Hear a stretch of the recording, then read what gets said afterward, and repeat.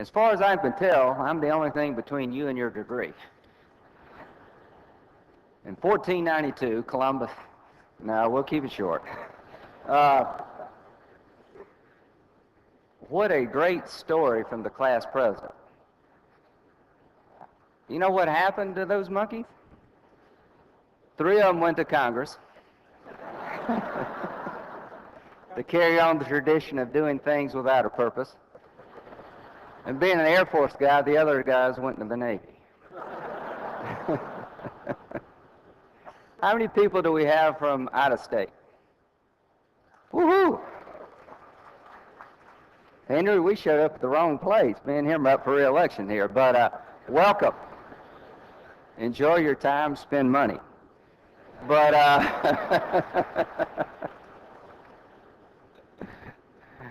there's a lot of tradition at this place, man. I tell you, this has been an emotional morning already. I took Senator Strom Thurmond's place in the Senate. Anyone ever heard of him? Yeah, round for Strom, yeah.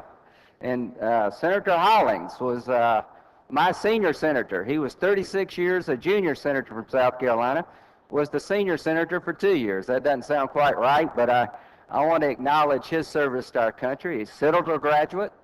My first 2 years in the Senate, he was indispensable to me, showing me the ropes. I spent most of my time interpreting for Senator Hollings. People would come up and say, "What did he say?" And these are Democrats. Some about Karl Rove and the tax cuts he don't quite like, but I really enjoyed my time in the Senate with Senator Hollings. He's a great graduate of this school, and I have followed 2 legends. Senator Thurmond served to the Senate to his 100, the longest serving member of the Senate in our nation's history. He was elected in 1954. I was born in 55. The job doesn't come open a lot, so thanks for letting me have it. He was a member of the military. He served in World War II. To our friends in the class of 44, Strom was there with you. What you don't know is that Strom was a sitting judge. Judge Chandler? Strom was a circuit court judge in South Carolina when the war started. He was in his 40s. He had to get a waiver to go serve. Called President Roosevelt to call in a favor, I guess, but they allowed him to go. He landed in D-Day, June 6, 1944, in a glider.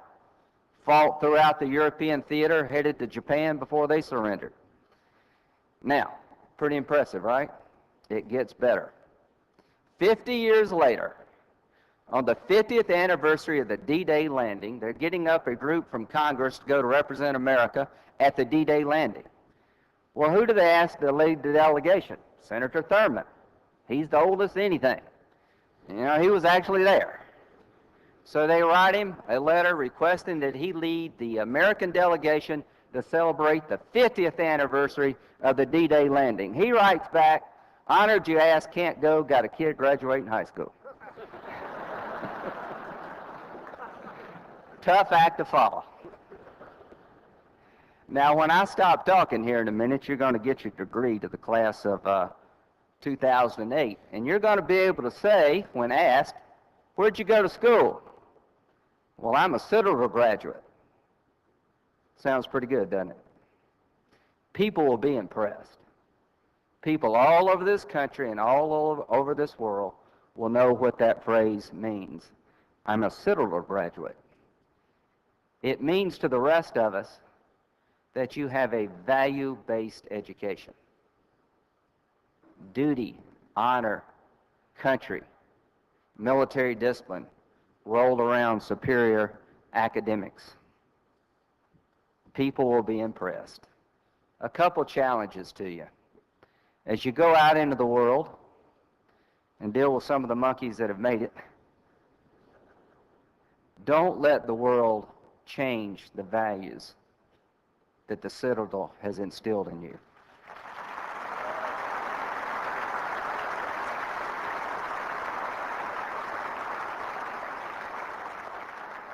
Instead, change the world by applying those values. The world is in desperate need of value-based leadership. To those of you who go in business, follow Mr. Cathy's model. I will drive across town to eat at Chick-fil-A.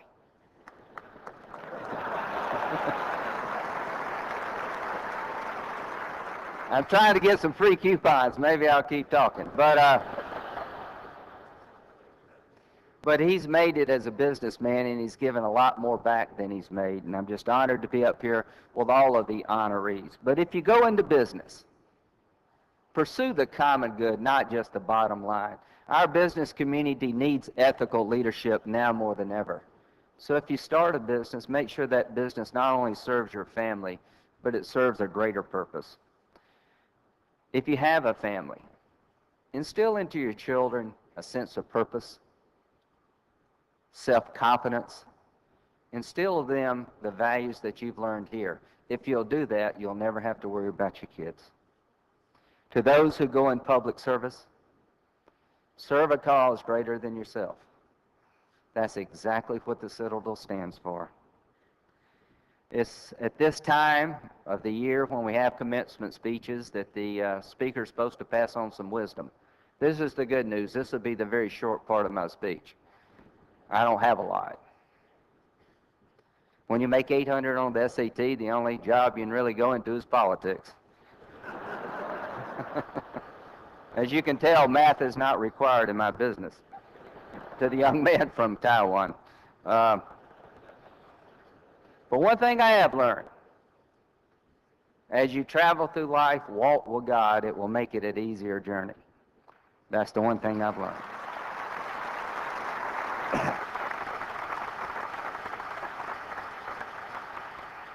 There are a lot of people out there wanting to knock you down, but God will always lift you up and let you do things you didn't think you could do by yourself. Another thing I've learned is don't forget the ones that love you the most. As you pursue economic, political, and military success, as you get focused on this material world that awaits you, don't forget the ones that love you the most. When I was a junior in college, my mom died. 15 months later, my dad died. And you never know what's coming your way. You've lost 5 people in your class. It can be a tough old world out there. And the sky's the limit for you. You've got opportunity that's unlimited. But no matter where you go, no matter how much money you make, on your deathbed, you're not going to be thinking about what's in your bank account. You're going to be thinking about those that mean the most to you, your family and your friends. So the only wisdom I can give you is no matter where you go, remember those that love you the most. Now, this degree is something special, but it's just a piece of paper on the wall if it doesn't help people. Your degree, ladies and gentlemen, needs to be put into action. And if it serves a purpose greater than yourself and someone other than you can benefit from it, then it truly is something of value. To the class of 44, it doesn't seem quite fair that after all these years, your reward is you get to hear me speak. But sorry about that. Very few classes have a speaker that was born 11 years after you graduate, supposed to graduate. To the gentlemen of the class of 44, you won a war against tyranny. You defeated the Nazis, Imperial Japan. You were called to duty as young men to go fight a world that seemed to have been going crazy at the time. You made us all safe. Without you, there would be no me. There would be no us. You came back home. You built a strong country, raised great families. To the class of 44, well done.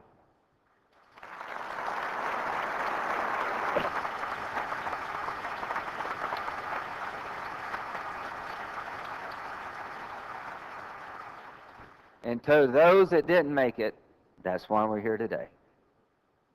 We're here today to honor them. To the class of 2008, let me talk about your award. How many are going on active duty? God bless you.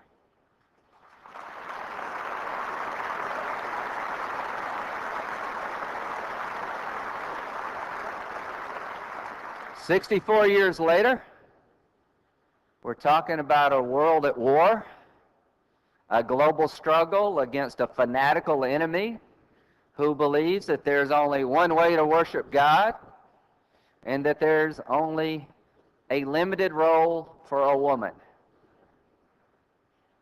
Sound familiar? What did Adolf Hitler believe?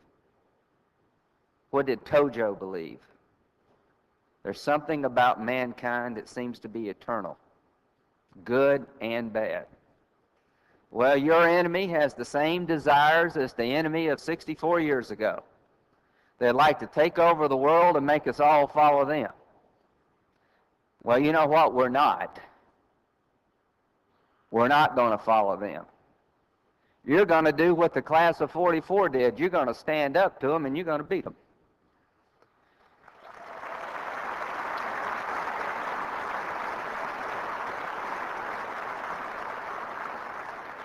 This is a different war. In many ways, it's harder for you than it was these guys.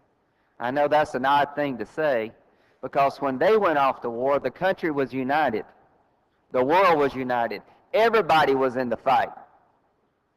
Well, in your global struggle, we don't have a united view of things, and that's okay. This is a democracy. The enemy you're fighting doesn't have a country to conquer. It doesn't have a navy to sink or an air force to shoot down. They don't wear uniforms, but they're just as vicious and brutal as anybody we fought in World War II, and we got to win. You know why we got to win? Because if we lose, America's in trouble. If we lose to these hate-filled religious fanatics and let them acquire nuclear weapons or biological or chemical weapons, we'll never know peace. Just as the class of 44 had to beat Adolf Hitler for the good of the world, you have to beat the fanatics of our time for the good of the world and America. And I can tell you, ladies and gentlemen,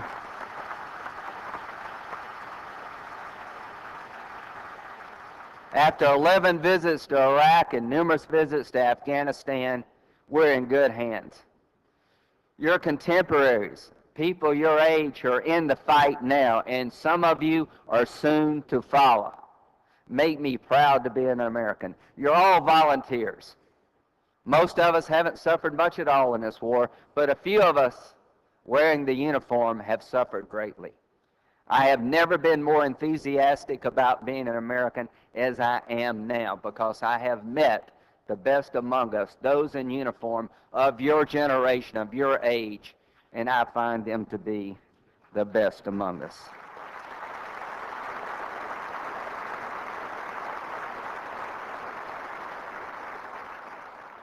So in closing, I'm honored to be here to speak to two classes separated by 64 years, different taste in music and movies probably, connected by timeless values of duty, honor, country, graduates, soon to be graduates, of a school with a history of confronting evil and protecting America. To the class of 44, you're known as the greatest generation. You earned that title.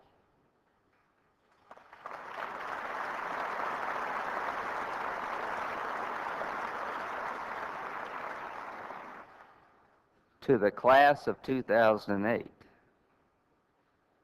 you're a class of destiny, because you're inheriting a world at war where evil roams the globe and much is at stake.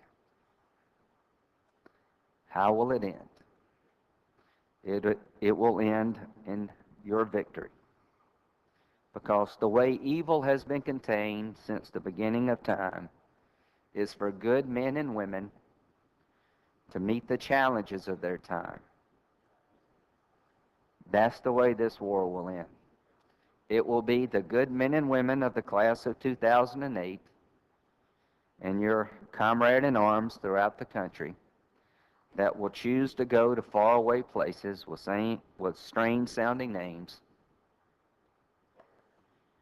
to confront and defeat the evil that faces us all. It is your destiny to protect America from forces that wish her harm. Just as the class of 1944, you're bound in a tradition and united by a challenge. I'm honored to speak to you today, and I know full well that as with the class of 1944, some of you may not come back. God bless.